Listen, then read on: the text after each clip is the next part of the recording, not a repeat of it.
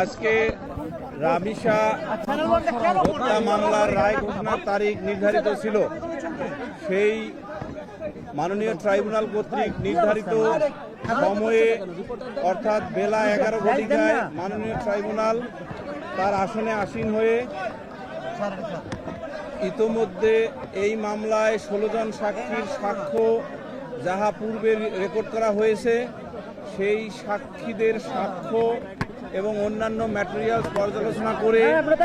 মাননীয় ট্রাইব্যুনাল আসামি মোহাম্মদ সোহেল রানা এবং স্বপ্না খাতুনকে দোষী সাব্যস্ত করে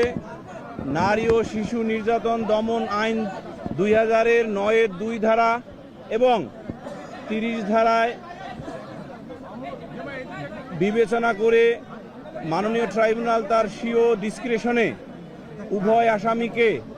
মৃত্যুদণ্ডে দণ্ডিত করেছেন। একই সাথে আসামি মোহাম্মদ সোহেল রানাকে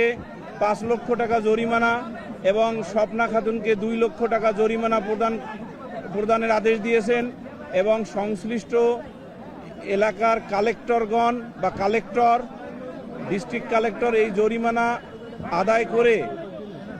ভিকটিম রামিসার বৈধ ওয়ারিসদের নিকট প্রদান করবেন সেই আদেশও দিয়েছেন এবং আদালত তার ফাইন্ডিংসে ক্লিয়ারলি বলেছেন যে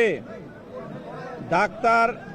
তার সাক্ষ্যে অর্থাৎ অটোপসি রিপোর্ট যিনি দিয়েছেন সেই অটোপসি রিপোর্টে ডাক্তার ক্লিয়ারলি উল্লেখ করেছেন যে ভিকটিম রামিসা আক্তারের দেহে ধর্ষণের আলামত পেয়েছেন এবং যার কারণে তিনি সকল সাক্ষ্য বিশ্লেষণ করে এই সিদ্ধান্তে উপনীত হয়ে রায় দিয়েছেন এবং আমরা প্রসিকিউশন পক্ষে রায়ে সন্তুষ্ট এবং আমরা এই রায়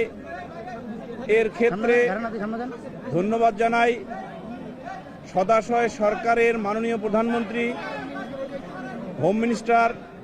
এবং ল মিনিস্টার মহোদয়কে। তারা যেভাবে এই মামলায় দ্রুত বিচারের নিমিত্তে তাদের প্রয়োজনীয় যে পদক্ষেপ ছিল সেটা করেছেন জন্য আমরা রাষ্ট্রপক্ষে উপস্থাপিত সাক্ষীদের সাক্ষ্য যথাযথভাবে রেকর্ড করতে পেরেছি এবং এই রেকর্ড করার জন্য আমরা যে উপস্থাপন করেছি মাননীয় ট্রাইব্যুনাল তাহা রেকর্ড করে অতি দ্রুততম সময়ে